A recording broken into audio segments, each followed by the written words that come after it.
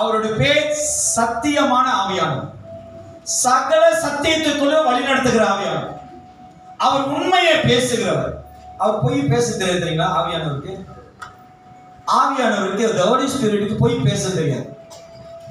சில நேரத்தில் நம்மளுடைய பலவீனம், நம்மளுடைய சூழ்நிலைக்கு நம்ம ஆவியானவர்கிட்ட சொல்லுவோம், ஆவியானவரே இந்த ஒரு தடவை எனக்காக இந்த இடத்த கொஞ்சம் ப்ளீஸ் பண்ணுங்க, இந்த இடத்துல எனக்காக ஒரு உதவி செய்யுங்க. ஐயா, ஆவியானவர்கிட்ட நீ எதை வேணாலும் கேட்கலாம், சத்திய வசனத்தின்படி கேட்டா மட்டும்தான் அவர் செவி கொடுப்பார். அல்லேலூயா. தேவனுக்கு விரோதமாய், ஆண்டவருக்கு விரோதமாய் தேவன் அருவருக்கிற காரியத்தை நீங்க கேட்டீங்கன்னா, நீங்க செயல்பட்டீங்கன்னா, நீங்க அந்த இடத்துல உதவி கேட்டீங்கன்னா ஆவியானவர் செய்ய மாட்டாரு.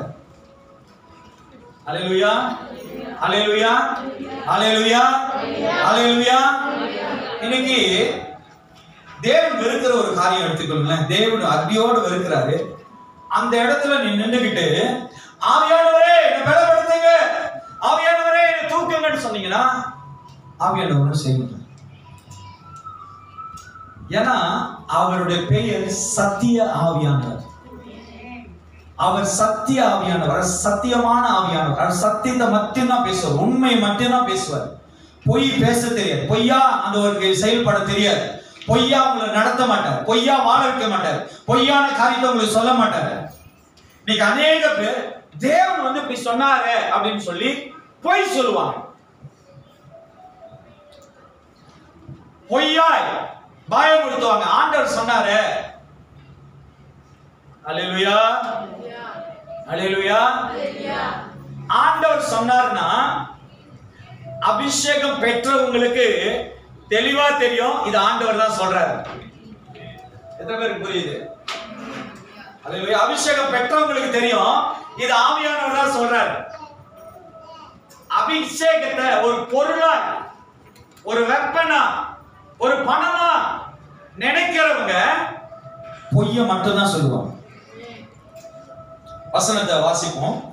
1 கொரிந்தியர் 2ஆம் அதிகாரம் 9வது வசனத்திலிருந்து 11வது வசனம். நல்ல கவனமா கேளுங்க. இன்னைக்குள்ள சத்தியமான ஆவியானவர், இன்னைக்குள்ள தலைப்பான நல்ல கவனமா கேளுங்க.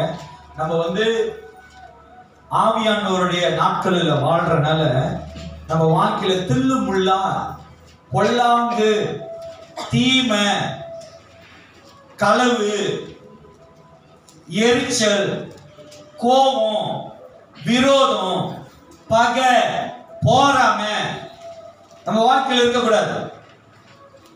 ஆமென். அல்லேலூயா, அல்லேலூயா.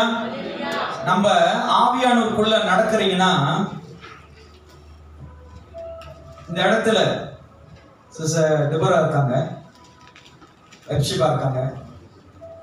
நான் உங்களை அவமானப்படுத்துகிற போல ஏதாவது ஒரு காரியத்தை பேசி ஏசிட்டனாலும், நீங்க உண்மையா ஆவியானவர்களுக்குள்ள இருக்கிறாரு, ஆவியானவருக்குள்ள நீங்க நடக்கிறீங்களுடைய அடையாளம் என்ன தெரியுங்களா? பாஸ்டர் சொன்னா சொல்லட்டும், நான் ஆவியானவருக்குள்ள போவேன்னு சொல்லி நீ விசுவாசமா சந்தோஷமா நிப்பீங்களா, அதுதான் ஆவியானவருடைய. உன் இமோஷனல், உன்னோட கோபம், உன்னோட விரோதம், உன்னோட பகையை நீ காட்டுறனா, that is not his Holy Spirit. அது ஆவியானவருடைய சத்தம், ஆவியானவருடைய தன்மை, ஆவியானவருடைய நடத்தல்ல. ஆவியானவர் இருந்தார்னா முற்றிலுமாய் நீ விடுதலையாவ. வாசிப்போம், வாசிங்கம்மா. எழுதியிருக்கிறபடி தேவன் தம்மில், நல்லா வாசிங்கம்மா. எழுதியிருக்கிறபடி தேவன் தம்மில் அன்பு கூறுகிறவர்களுக்கு ஆயத்தம் பண்ணினவர்களை கண் காணவும் இல்லை. தேவன் மேல் அன்பு, தேவன் மேல் தம்மில் அன்பு கூறுகிறவர்களுக்கு ஆயத்தம் பண்ணினவர்களை, தேவன் ஆயத்தம் பண்ணின, தேவன் நம்மளுக்கு ஆயத்தம் பண்ணி இருக்குது. 1 கொரிந்தியர் 2ஆம் அதிகாரம் 9லிருந்து 11. 2 Corinthians 1 Corinthians 1 Corinthians 2 ayat 9 hingga 11. Oke, நல்லா கேளுங்க. தேவன் தம்மில் அன்பு கூறுகிறவர்களுக்கு ஆயத்தம் பண்ணினவர்களை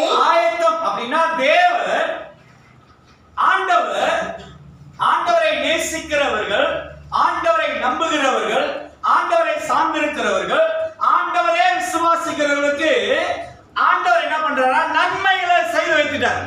ஆமென் சொல்லுங்க. தேவன் நம்மளுக்கு நன்மை வச்சிருக்கிறார். எத்தனை பேர் நம்புறீங்க ஆண்டவர் எனக்கு சாபத்தை வச்சிருக்கிறார்?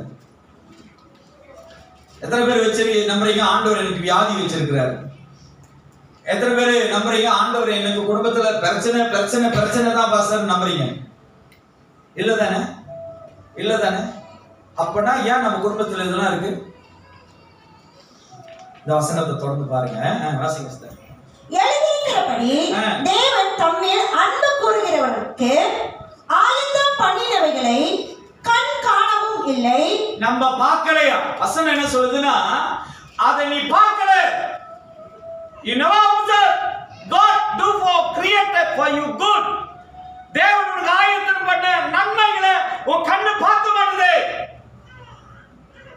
சாத்தான் வைத்திருக்கிற தீமை, சாத்தான் கொண்டு வருகிற தீமை, சாத்தான் தருகிற தீமையை உன் கண்ணு தேடுதே தவிர தேவன் வைத்திருக்கிற நன்மையை பார்க்க மாட்டுதா? தேவன்ட்ட அன்பு கூறுறவங்க, தேவனை நேசிக்கிறவங்க, தேவன் வைத்திருக்கிற நன்மையை பார்ப்பாங்க. தேவனை நம்பாதவங்க, தேவனை நேசிக்கிறேன்னு சொல்லி பொய்யா வாழ்றவங்க, சாத்தான் வைத்திருக்கிற நன்மையை தான் பார்ப்பாங்க.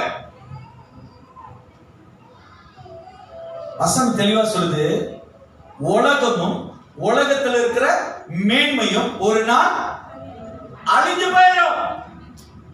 நம்ம அதுதான் நம்பணும். அழிவுக்கு உண்டாகிற, அழிவு கொண்டாடுகிற தீமையை நம்புகிறோம். நீங்க ரொம்ப கிறிஸ்தவர்களுக்கு ஒரு மூட நம்பிக்கை. மூட நம்பிக்கைன்னா என்ன தெரியுங்களா? அங்க தெளிவா தெரியும், அங்க தேவனால அங்க சமாதானமே இல்லை, இந்த காரியத்தை ஆண்டவர் செய்ய மாட்டாரு, இந்த காரியத்துக்கு ஆண்டவர் துணை வர மாட்டாரு, இந்த காரியத்தை ஆண்டவர் சக்சஸ் பண்ண மாட்டாரு தெரியும். ஆனாலும் ஒரு குருட்டு நம்பிக்கை, குருட்டு எண்ணம், மூட நம்பிக்கை. அங்க எப்படியாவது ஆண்டவர் எனக்கு ஒரு ப்ளீஸ் பண்ணி உதவி செய்வாரு. நம்ம ஆராதிக்கிற தேவன் சத்தியமான ஆவியானவர். அவர் வைத்திருக்கிற நன்மையை அடைஞ்சாதான், அவர் வைத்திருக்கிற நன்மையை நீ தேடினாதான் அது உனக்கு கிடைக்கும். சாத்தான் வைத்திருக்கிறது நீ தேட வேண்டாம், அவனே கொண்டு வந்து வீட்டு மணிக்கு போட்டுருவான். ஜெயந்தி மேரி எடுத்துக்கோ, வாசல் உன் பேர்ல தான் இருக்கு. கண்ணும் காணாது. அதனாலதான் ரொம்ப பேருக்கு தேவனை பாருங்கன்னு சொன்னா, ஆண்டவரை பாருங்கன்னு சொன்னா, ரொம்ப பேரு பாசரை பாக்குறாங்க, ரொம்ப பேர் நடக்கிற விஷயங்களை பாக்குறாங்க, ரொம்ப பேர் மத்த காரியத்தின் மேல பாக்குறாங்க.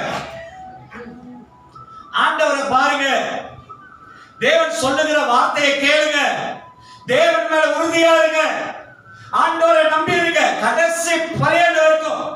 தேவனுக்கு நினைச்சு நிலுங்க, தேவனை பாருங்க, அவர் தான் உண்மை, இயேசுதான் சத்தியம், இயேசுதான் ஜீவன். அவரை பாருங்க, அவர் வைத்திருக்கிற நன்மைகளை நம்ம பெற்றுக்கொள்ளணும். நம்ம கண்ணு பார்க்கணையா? சாத்தான் கொஞ்சம் ஆசீர்வாதத்தை கொடுத்தானே, அவ்வளவு நாளா தேவனை பார்த்த கண்ணு இன்னைக்கு ஆசீர்வாதத்தை பார்க்குது, தேவனை பார்க்கணும். யா சில பேரண்ட்ஸ் சொல்லுவாங்க, பிள்ளையோட தரிச, பிள்ளையோட கெட்டிக்காரத்தனத்தை நடக்க விட்டு பாருன்னுவாங்க. அதான் நடக்க ஆரம்பிக்குதுன்னு வச்சுங்களேன், அந்த பிள்ளை விட்டு நடந்து காட்டணும், அதோடைய பக்குவம் எப்படி இருக்குன்னு பார்க்கலாம். அந்த மாதிரி விசுவாசிகளுடைய தரம் உனக்குள்ள ஒரு காரியத்துல எலும்பு பாரு, ஒரு விஷயத்துல ஆண்டவர் உயர்த்துவார் பாருங்க, அதுல தெரிஞ்சுக்கலாம் நீ எப்படி பட்டவங்க, எப்படி பட்டவங்க. அல்லேலூயா, அல்லேலூயா. தேவன் உங்களை குப்பையிலிருந்து கொஞ்சம் தான் உயர்த்தினாரு. அந்த நிலைய, அந்த சூழ்நிலையை மறந்துட்டோம். ஐயா, தேவனாலதான் இன்னைக்கு உன் வாழ்க்கையில ஒரு மாறுதல், ஒரு விடுதலை. நீ யாரை பார்க்கணும்னா தேவனை பார்க்கணும். ஆண்டவர் வைத்திருக்கிற அந்த நன்மைகளை கண்ணு காணலையா, கண்ணு பார்க்க மாட்டான். ஆமென். அல்லேலூயா, அல்லேலூயா, அல்லேலூயா. உங்களுக்குள்ள ஒரு மாறுதல் வந்திருக்கிறது மொத அடையாளம் என்ன தெரியுங்களா? நீ சபையில தேவனுக்கு முன்பாக இந்த வார்த்தையை கேட்டு மாறி இருக்கின்றதுக்கு மொத அடையாளம் என்ன தெரியுங்களா? ஜோனத்தன் யாருக்கு போன் அடிச்சு சேர்ச்சிக்கு வரீங்களா கூப்பிடவே தேவையில்ல, நீங்க போன் அடிச்சு அண்ணன் பிரதர் நான் சபைக்கு வரேன், அதான் மொத மாறுதல். தேவனை பார்க்கிறவங்க, தேவனை தேடுறவங்க, அவர் எப்படிப்பட்டவரோ சகாயம் மீறி தேவனை தேடி மரத்தின் மேல ஏறி ஆண்டவரை பார்க்கிறார். நம்ம ஆண்டவரை பார்க்கணும், தேவனை பார்க்கணும். ஆண்டவரே நீங்க வைத்திருக்கிற நன்மை நான் பெற்றுக்கொள்ள நான் பார்க்கிறேன். ஒன்னாவது தேவனை பார்க்க கத்துக்குங்க. இரண்டாவது கண் காணவும் இல்லை, காது கேட்கவும் இல்லை. செவிடன் காதுல சங்கு ஊதுற மாதிரி எவ்வளவோ வார்த்தைகள் தேவனோட வார்த்தை கேட்டும் மனம் திரும்ப முடியல.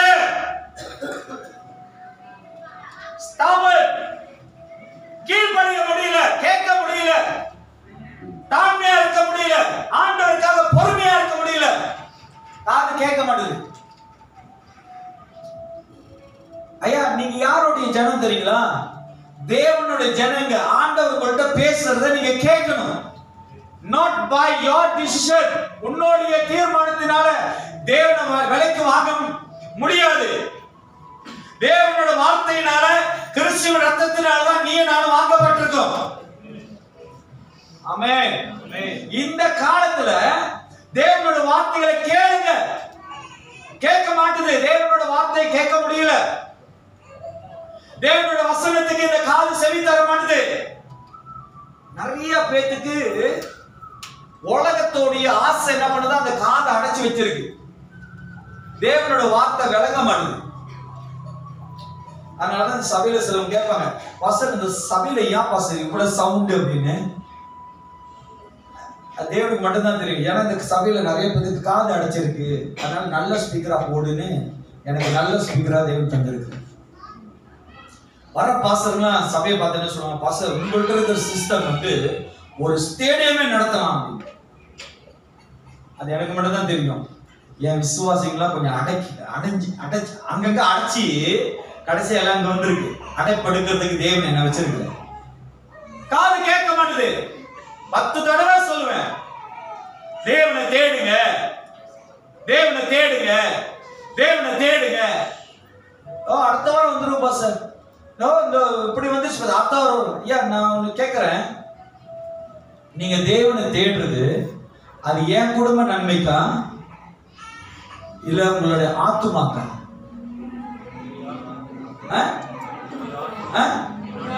உங்க ஆத்துமாக்காக நான் போராடுறேன், ஆனா உங்க ஆத்துமாக்காக நீங்க என்ன பண்றீங்க சொல்லுங்க? ஏதோ தானமா, ஏதோ தானமான சிந்தை. ஐயா கிறிஸ்து இயேசு சீடர்களோடு இருக்கும்போது அவர் சொல்லுவாரு, ஜெபம் செய்யுங்கடா, சோதனைக்காரங்களை சோதிக்காதபடிக்கு ஜெபம் பண்ணுங்க. அல்லேலூயா. இன்னைக்கு நம்ம வாழ்க்கையில ஏன் சோதனை வருது, ஏன் போராட்டம் வருது? சாத்தான் நம்மளுக்குள்ள வந்து டான்ஸ் ஆடுறதுக்கு காரணம் என்ன தெரியுங்களா? நீ ஜெபிக்கிறது இல்ல. கேட்டா ஜெபிச்ச பாஸ்டர்ன்றது, பாஸ்டர் ஜெபிச்சியாவோ அப்படின்னு போயிடுவார். ஆனா எதுக்கு ஜெபிச்சாங்கன்னா சோறு சாப்பிடறதுக்கு ஜெபிச்சாங்க. அந்த ஜெபம் வந்து உன் வாழ்க்கையை காப்பாத்தாது. சோறு சாப்பிடுறதுக்கு ஜெபிக்கிறவன் அவன் வாழ்க்கையில விடுதலை பார்க்க முடியாது. ஜெபிக்கிறவனுடைய வாழ்க்கையில பிசாசு விட்டு விலகி ஓடுவாங்க.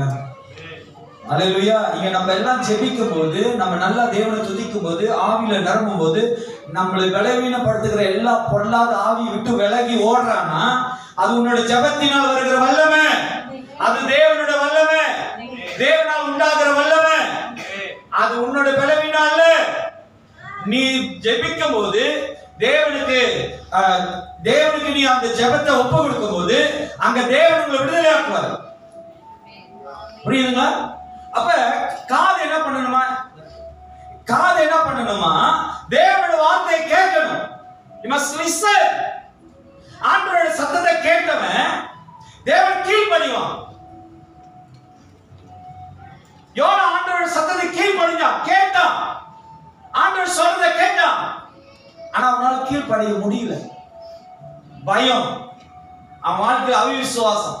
இன்னைக்கு நம்ம வாழ்க்கையில தேவன் வைத்திருக்கிற அந்த வார்த்தைகளை காது உள்ளவன் கேட்க கடவன் கேளு. அல்லேலூயா. பாருங்க, நம்ம வாழ்க்கையில ஒரு ப்ராப்ளம் வந்துருச்சுன்னா யாருமே சரி ஆண்டவர் நிமித்தம் தேவனுடைய நாமத்தினால இந்த ப்ராப்ளத்துல நான் ஆண்டவர் சமத்துல அமர்ந்திருப்பேன், நிச்சயமா தேவன் என்னை விடுதலை ஆக்குவார்னு நம்பவே மாட்டார். இந்த கப்பல்ல காற்றும் புயலும் அடிச்ச போது சீடர்கள் எல்லாம் புலம்புறாங்க, நான் சாக போறேனே, எனக்கு வாழ்க்கை போத, நான் மறிக்க போறேனே. இயேசு அங்க வராரு, கடல்ல வரும்போது பேய் வருது, ஆவேசம் வருது. நம்மளுடைய சரியா தேவன் சத்தம் விளங்க மாட்டேன். இது தேவன் பேசுகிறாரு, ஆண்டவர் சொல்லுகிறாரு. நேத்து இல்ல முந்தா நேத்து Thursday நானும் ஜோனத்தனும் மேல போயிட்டோம். இந்த டிவிலாம் போட்டதுக்கு மேல போயிட்டோம். பால் இங்க தான் இருக்கிறாரு, ஜோனத்தன் இங்க தான் இருக்கிறாரு. ஜோனத்தன் மேல இருக்காரு, பால் கீழே இருக்காரு. நான் எங்க இருக்கிறேன் தெரியுங்களா?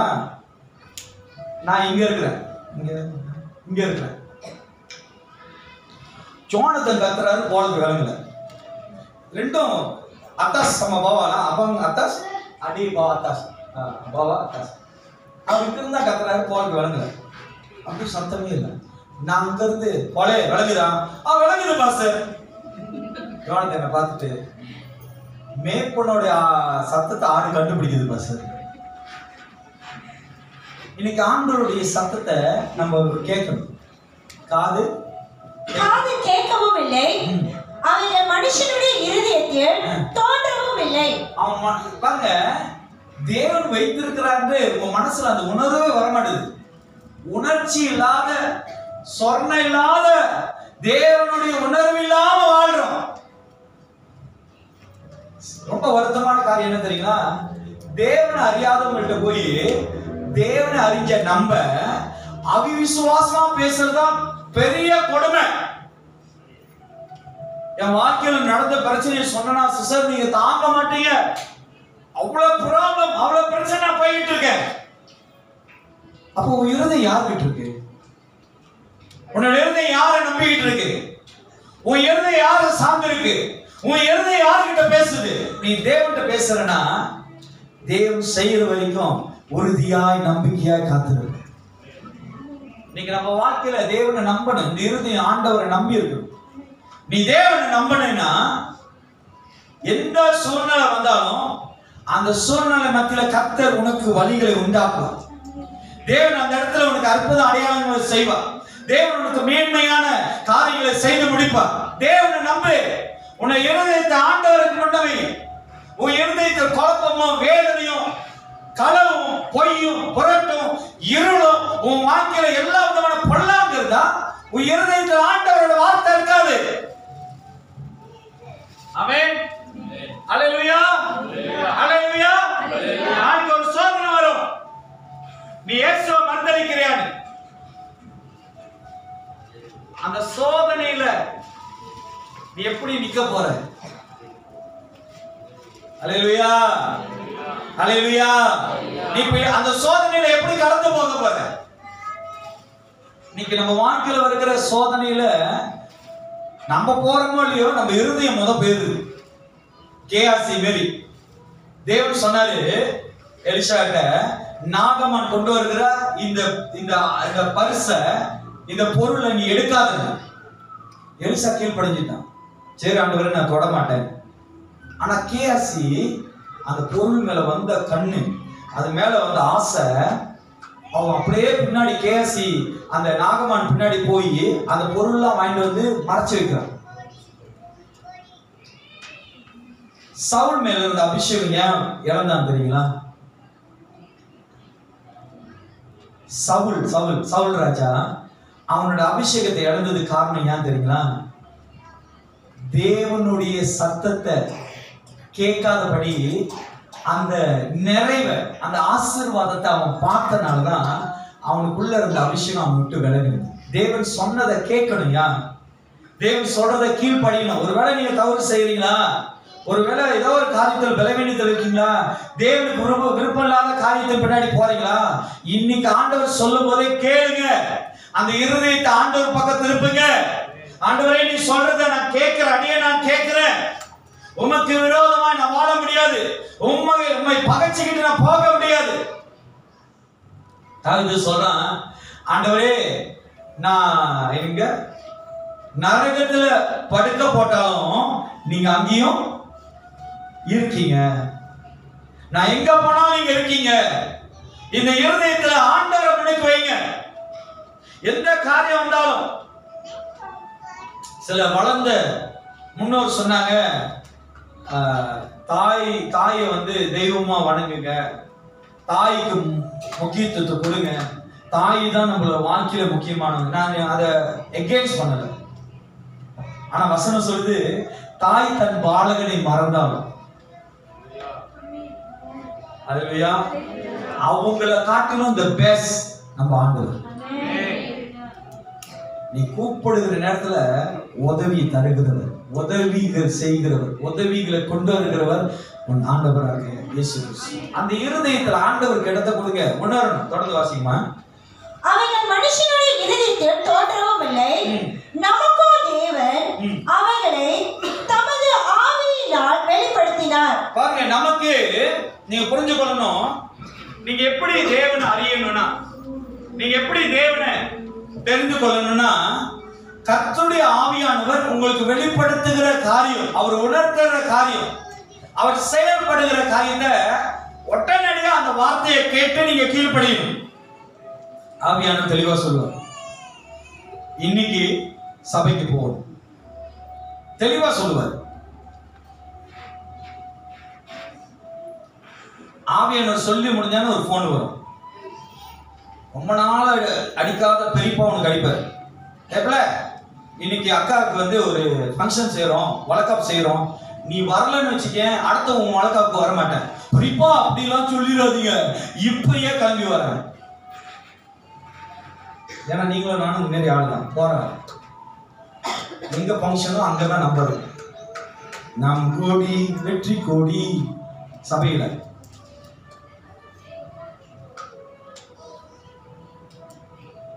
ஏசா, யாக்கோபோட அண்ணன், அவனுடைய ஆசீர்வாதத்தை எதனால இழந்தான் தெரியுங்களா? ஒரு மங்கு கஞ்சி. இன்னைக்கு நிறைய பேரு ஒரு மங்கு பிரியாணிக்காக ஆராதனை மிஸ் பண்றீங்க.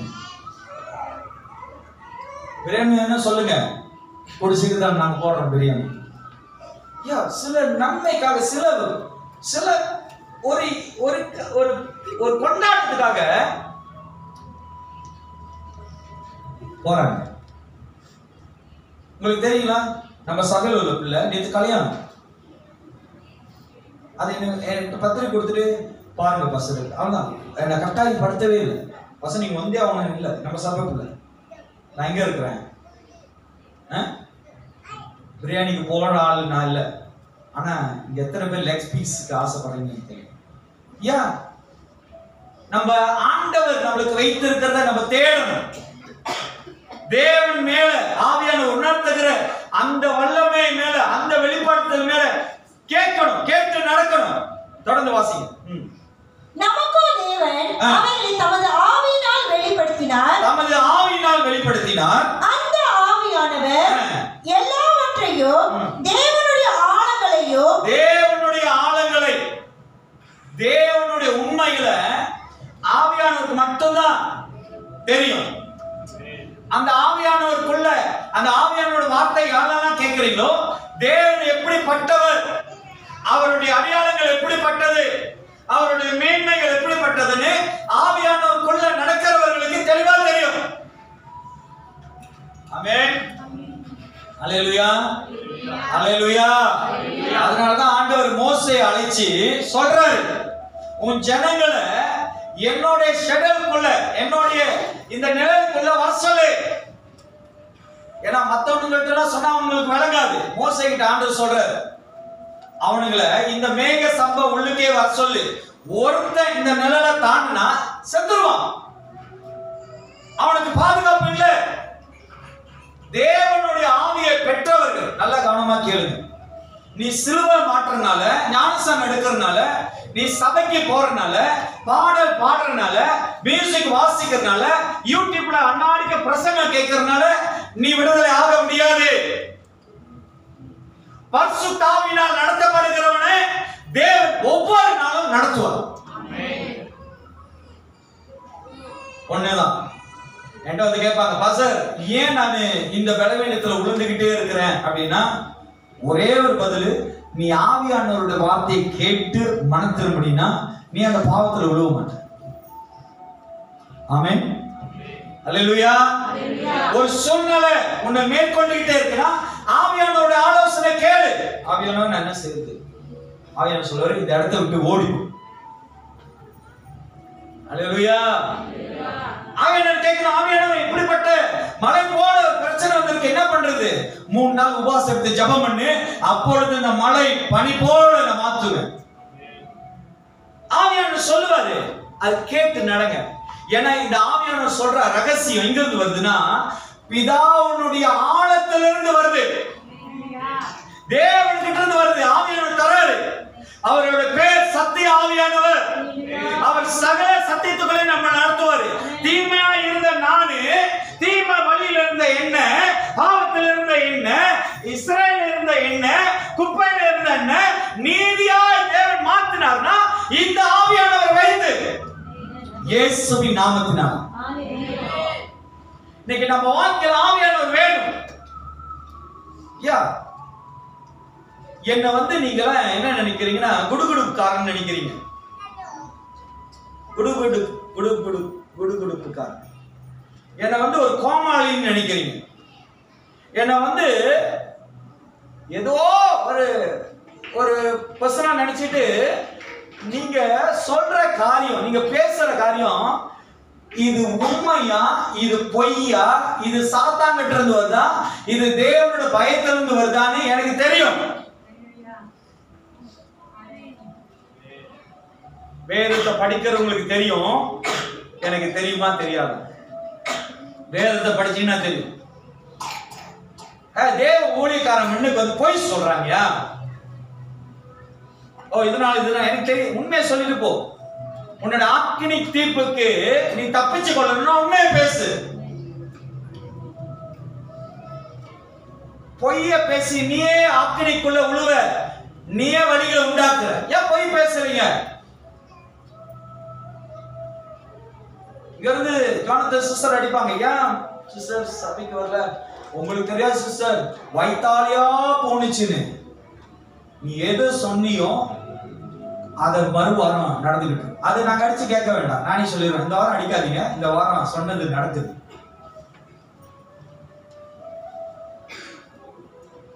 வசனம் சொல்லுது, அவன் பொய்க்கு பொய்யனும் பொய்க்கு பிதாவுமா இருக்கார். இப்ப பொய் சொல்றவங்க யாருடைய பிள்ளைகளா இருக்காங்க? சொல்லுங்க. இப்ப சபையில, இந்த சபையில ஏன் நம்ம வந்து இந்த பிசாசுக்கு இடம் கொடுக்கிறோம்?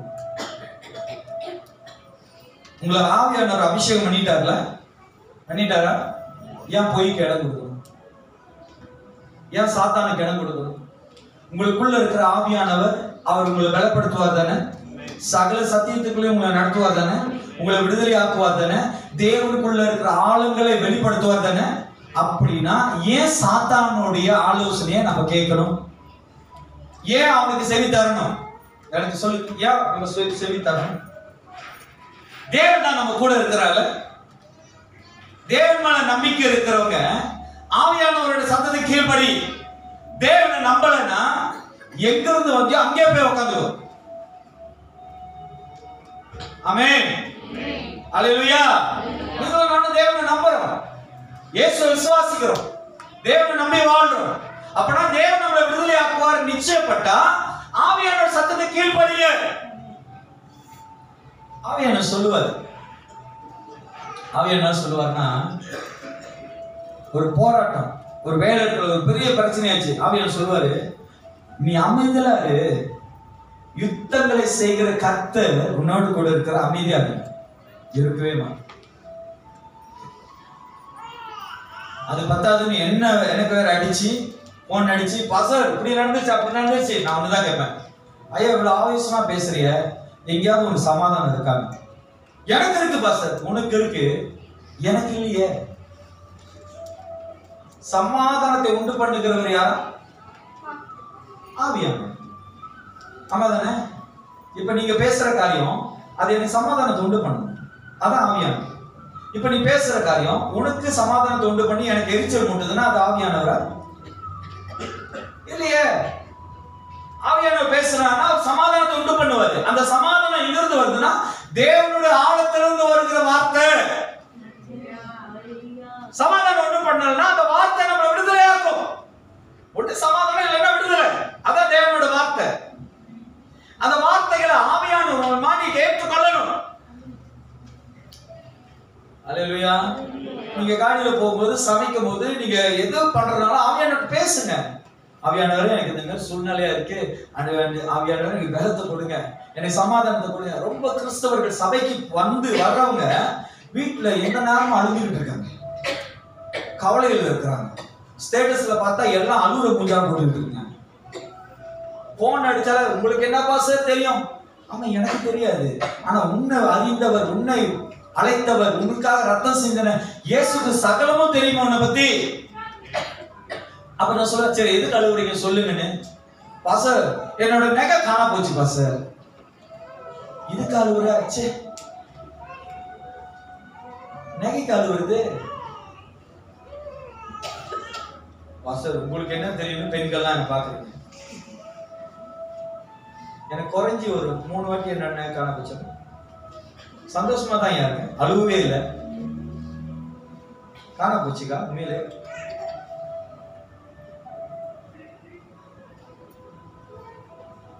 அழுகணும்னா உங்க ஆவியை இழந்துட்டீங்களா, உங்க ஆத்துமால இருள் அடைஞ்சிருச்சா, அதுக்கு அழுவுங்க.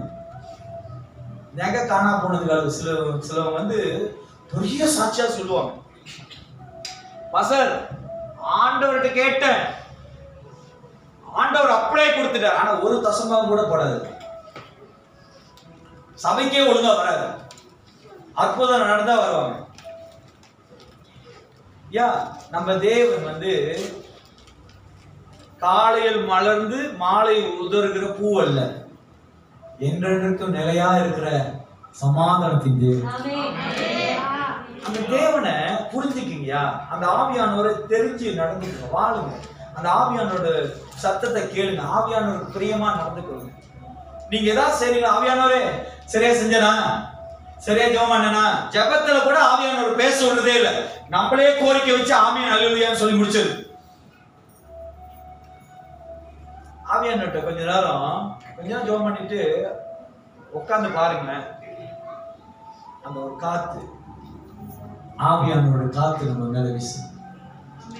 கெட்ட காத்து இல்ல, ஃபேன் காத்து இல்ல, என்ன ஏக்கோன் டைக்கி ஏக்கோன் காத்து இல்ல, அது பரிசுத்த ஆவியானவரோட காத்து நம்ம மேல வீசு. அங்க சமாதானம் உண்டு பண்ணுங்க, அங்க பொறுமை உண்டு பண்ணும், தாழ்மை உண்டு பண்ணணும், நிம்மதி கொடுக்கும். அந்த இடத்துல ஒரு வித்தியாசமான ஒரு பிரசனம் உங்களை அணைக்கும். தேவ ஆவியானவர்கிட்ட உட்கார்ந்து பாருங்க. உட்கார்ந்தவங்களுக்கு, உட்கார்ந்துகிட்டு இருக்கிறவங்களுக்கு தெரியும் நான் என்ன சொல்ல வரேன். உட்காராதவங்க உட்கார முயற்சி பண்ணுங்க. ஆவியானவருக்குள்ள உட்கார்ந்தீங்கன்னா தேவனுக்குள்ள இருக்கிற ஆழங்களை கொண்டு வந்து நம்மகிட்ட பேசும். அந்த ஆவியானவர் எல்லாவற்றையும் தேவனுடைய ஆழங்களையும் ஆராய்ந்திருக்கிறார். மனுஷரில் உள்ள ஆவியை அன்றி, மனுஷரில் உள்ள ஆவியின் அன்றி மனுஷரில் எவன் மனுஷனுக்குரியவைகளை அறிவான். அப்படி போல தேவனுடைய ஆவியை அன்றி ஒருவனும் தேவனுக்குரியவைகளை அறிய மாட்டான். பாருங்க, தேவனுடைய ஆவியை அறியாதவன், தேவனுடைய ஆவியை பெற்றுக்கொள்ளாதவன், தேவனுடைய ஆவியில வாழாதவன் ஒரு நாள் தேவனை குறித்து புரிஞ்சு கொள்ள முடியாது. அவனுக்கு அது பைத்தியம் போல இருக்கும், அது அவனுக்கு பேதையா இருக்கும். கீழே இன்னொரு வசனம் 14 இருந்து 16 பாருங்க. அதே அதிகாரத்துல ஜென்ம சுபாவமானது, ஜென்ம சுபாவமான மனுஷனோ தேவனுடைய ஆவிக்குரியவைகளை ஏற்றுக்கொள்ளான். அவன் ஏற்றுக்கொள்ளவே மாட்டான். ஆமென். தேவனை பற்றி ஏற்றுக்கொள்ளவே மாட்டான். சில பிள்ளைங்கள்ட்ட தாய் தகப்பன் சொல்ல, பிள்ளைங்களை இப்படி வளர்க்காதீங்க, குடும்பத்துல இந்த மாதிரி காரியங்கள் செய்யுங்க, இப்படி எல்லாம் பண்ணாதீங்க, இந்த மாதிரி காரியத்தெல்லாம் ஏற்றுக்கொள்ளாதீங்க, இந்த மாதிரி போதனை எல்லாம் நம்பாதீங்க, இந்த மாதிரி காரியத்துக்கு பின்னாடி போகாதீங்கன்னு சொன்னா நம்ப மாட்டேன். உங்களுக்கு என்ன பாசம் தெரியும்? என் பிள்ளைங்களை பத்தி எனக்கு தெரியும். எத்தனை குடும்பம், எத்தனை பாசல்கிட்ட சண்டை போட்டிருக்கீங்க? இப்ப தெரியுதா உங்க பிள்ளைங்களை பத்தி? தேவனுடைய ஆவியை ஏற்றுக்கொள்ளாதவன் யாருன்னா தேவனுடைய ஆவியை நம்பாதவன். வந்து வாசிக்க முடியும். அவைகள் அவனுக்கு பைத்தியமாக தோன்றும். எப்படி இருக்கும்? இப்ப தேவ ஆவின்னு சொல்லிட்டு இருக்கேன். இப்ப நீங்க எல்லாம் சபையில இருக்கறனால ஓகே. இப்ப கேமரால பாக்குறவங்க என்ன நினைப்பாங்க? என்னடா ஆவி இது? தேவனை அறியாதவங்க கேட்கறாங்க வச்சுங்களேன், இது என்னடா ஆவி புதுசா சொல்றாரு, ஆவி ஆவின்ட்டு. நம்மளே பெரிய பாவியா இருக்கும், இதுல ஒரு ஆவியை சொல்றாங்க அப்படி. இன்னைக்கு தேவனை நம்பாதவங்க அவங்க தேவனுடைய ஆவியானவருடைய வழி நடத்தல பைத்தியமா என்றாங்க. அது ஈராளா ஒண்ணுமே இல்ல. அந்த பாஸ்டர் முன்னுக்கு வர சொல்றாரு, ஜோமன்றாரு, எனக்கு ஒண்ணுமே வரலையே அப்படின்னா, நீ அந்த ஆவியானவரை நம்பல, நீ அந்த ஆவியானவரை ஏற்றுக்கொள்ளல, நீ அவருக்குள்ள அவரோட வார்த்தைக்குள்ள நீ விசுவாசிக்காதனாலதான் உனக்கு பைத்தியமா இருக்கு. அல்லேலூயா. அவர் உண்டென்று அவரை நம்புகிறவர்கள் அவருடைய வழியில நிலைத்திருப்பார்கள். அப்படி நம்பாதவர்கள் அதை பைத்தியம் என்னுவாங்க. அல்லேலூயா, அல்லேலூயா. எலிஜா இந்த விதவை வீட்டுல போய் சொல்லுவாரு, எல்லாம் சாப்பிட்டு சொல்லுவாரு, கொஞ்சோண்டு எண்ணெய் கொஞ்சோண்டு மாவு, அதை அவங்க சுட்டு கொடுத்துருவாங்க. அப்ப எலிஜா அந்த விதவை வீட்டு சொல்லுவாரு, நீ என்ன பண்ண, நாளைக்கு உன் வீடை அடைச்சி உன் வீடை லாக் பண்ணிட்டு உன் வீட்டுல இருக்கிற பாத்திரத்தெல்லாம் போட்டு வச்சிரு, தேவன் ஒரு அதிசயம் செய்வார்னு சொல்லிட்டு போயிருவார். ஆமென். என்ன நடந்துச்சுன்னு பைபிள் வாசிச்சவங்க எல்லாருக்கும் தெரியும். இப்ப அந்த இடத்துல நீங்களா தான் என்ன செஞ்சிருப்பீங்க?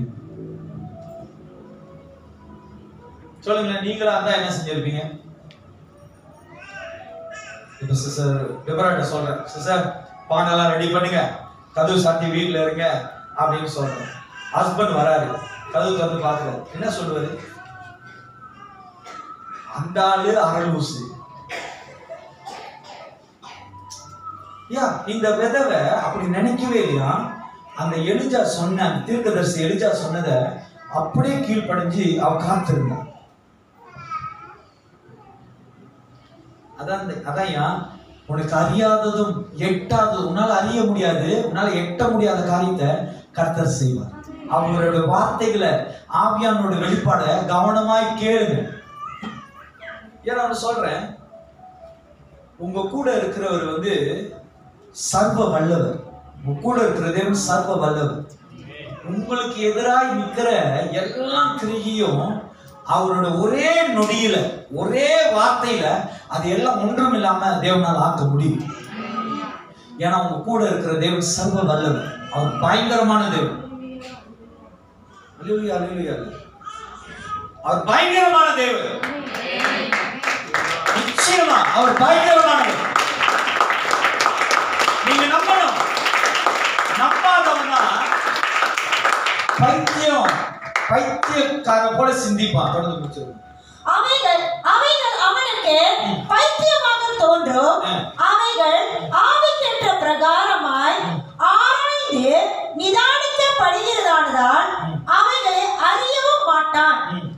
ஆவிக்குரியவன் எல்லாவற்றையும் ஆராய்ந்து நிதானிக்கிறான். ஆவிக்குரியவன், நீ ஆவில வளர்றனா உனக்கு ஒரு நிதானம் இருக்கும். ஆமென். அல்லேலூயா. எனக்கு ஒரு திடீர்னு ஒரு எண்ணம் வருது. உங்கள யாராவது ஒரு ஆள் இந்த சபையில இருக்க விசுவாசி அந்த கடல்ல கொந்தளிக்கும் போது, இந்த பேதுரு யோவான்லாம் கொந்தளிக்கும் போது அதுல ஒரு ஆள் நீங்க யாராவது இருந்திருந்தீங்கன்னா உங்களோட விசுவாசம் எப்படி இருந்திருக்கும் தெரியுங்களா? எப்படி இருந்திருக்கும்? எல்லாத்தையும் தள்ளி விட்டுட்டு நீங்க காப்பாத்திக்கிட்டு நீச்சல் அடிச்சு போயிட்டு இருந்தீங்க படகுல. ஆமா தானே? பேதுருவே விழுந்துடாத, யோவானே புடிச்சுக்க அப்படின்லாம் சொல்ல மாட்டீங்க. இவனுங்கனாலதான் அவ்வளவு பெரிய தொல்லை. போங்கடா, எல்லாம் போய் தள்ளுங்கடா, எல்லாம் உழுவுங்கடா. இன்னைக்கு ஆவிக்கு ஏற்றதுபடி, ஆவியானவருக்கு ஏற்றதுபடி அங்க போட்டிருக்கு வாசிமா.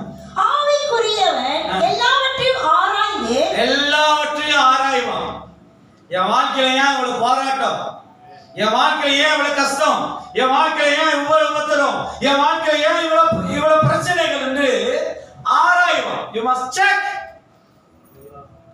இப்ப ரொம்ப பேருக்கு இருக்கிற ஒரு காரியம், இப்ப டயர் பம்ப்செட் ஆச்சுன்னா காடி எப்படி சத்தம் கேட்கும்? எப்படி கேட்கும்? எப்படியோ கேட்கும். சொல்லுங்க பாஸ்டர். டப் டப் வேகமா பண்ணி டப் டப் டப் டப் டப் போ. ஆனா ஓட்டுறவங்க எப்படி எக்கடா டப் டப்னு கேக்குது, எங்கயோ ஏதோ கேக்குதுன்னு. ரோட்ல போறவன் அவன் பே பே பே பே பே பே பே பே பே பே அடி டும் டும். அந்த காடி அந்த மேல ஆடுறது கூட தெரியாது, அது ஓட்டி இருக்கும். இன்னைக்கு கிறிஸ்தவர்களா, தேவன் அறிந்தவர்கள் ஆவிக்கேற்றதுபடி தேவனுடைய ஆவியை உணர்ந்த பிரகாரமாய் வாழ கற்றுக்கணும். ஆனாலும் அவன் மற்றொருவனாலும் ஆராய்ந்து நிதானிக்கப்படான். கர்த்தருக்கு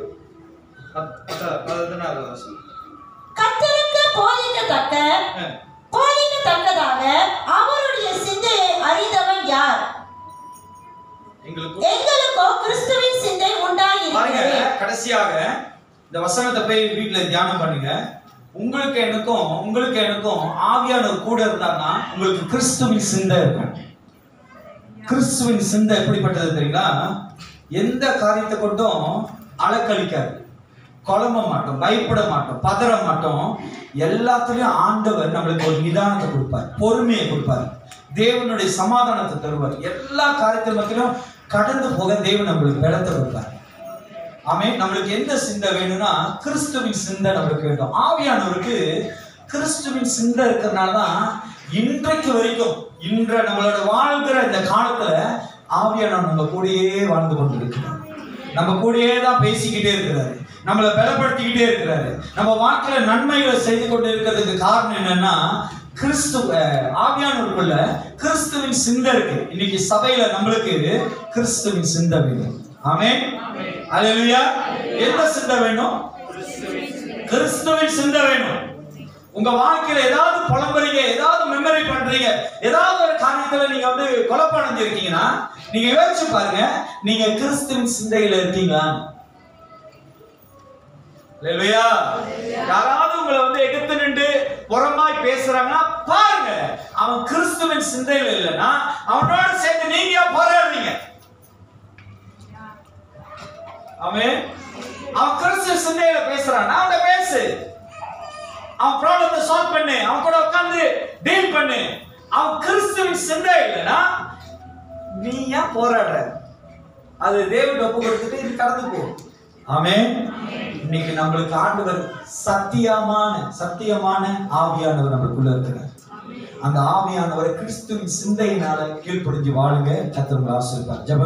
ஜெபம் செய்வோமாக திரும்ப இந்த ஆராதனைக்கு நம்ம போவோம். கண்களை மூடி, ஆண்டவரே சத்திய ஆவியானவரே, என்னை சகல சத்தியத்துக்குள்ளையும், சத்தியமான ஆவியானவரே சகல சத்தியத்துக்குள்ளையும் என்னை நடத்துங்கப்பா.